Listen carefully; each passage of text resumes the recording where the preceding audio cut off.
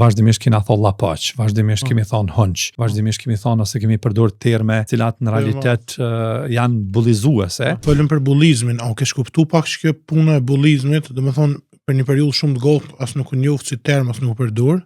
Kena këtë 5 vjeçorën e fundit përdoret shumë në shkolla, po mbullizon, mos mbullizë. Duket tër përdorim, na si kulturë kemi gjithë, kemi pas për shembull vazhdimisht kena thonë llapaç, vazhdimisht kemi thonë hunç, vazhdimisht kemi thonë ose kemi përdorur terme cilat në realitet janë bullizuese. Mirë po kjo bullizimi në shkolla është në natyrë tjetër. Këto, domethënë kur të ka thonë dikush llapaç, dyqysh e keni ke pas një farë kënaqësie, sepse ka thonë për dashnisë.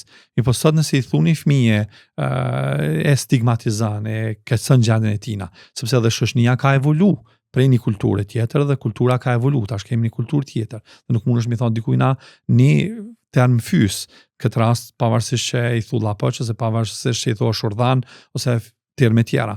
Kështu që në shkolla dallëm për kësajna, sepse në shkollë aja nevoja me tregu autoritetin e vet disa nxënësa, shtypin nxënësat e tjerë. Kështu që nevoja jam për me tregu kush unë jam, ose me mshef realitet kush unë jam, me mshef vujtjet e mia që unë i kam, unë e bona e si fëmije që i bullizoj të tjerë. Dhe zakonisht ata që bullizojnë janë persona që kanë një vujtje mrena për mrena, kanë një vujtje shpirtënore cila ndodh mrena familjes tyne, ose ndodh, atë është diçka e keqe që ndodh. Dhe kështu që ndodh të ta dhe që dënë më u trajtu. Kështu që unë kallëzoj agresivitet, kallëzoj sotësinë teme, ty i bullizu të tjerat. Kështu që bullizimi në realitet është një problem shumë i madh, sidomos të adoleshentët në përshkolla, sepse adoleshentët kanë nevojë me tregu autoritetin, kanë nevojë me tregu figurën e vet që e kanë mrena për mrena shkolla, kështu që çu tregohet mas lehti që kjo është të i shtyp një kategori tjetër, të shtyp personat e tjerë, kështu që i shtyp ata dal unë në qendër vëmendjes, ose ty merr me ta, ty bullizu ata, dal unë në qendër vëmendjes edhe unë mburna çka po baj. Dhe më e keqja është për shembull që na shohim video në për TikTok ose në për YouTube ose në për rrjetet sociale të çtyne personave që janë gjendje edhe me incizu qatë bullizimin që ata e veprojnë. Po janë këta persona që janë bullizojnë edhe bojnë këto incizimet, bojnë këto videot, janë persona që psikologjikisht kanë një nevojë patologjike që ka nevojë për mu trajtu.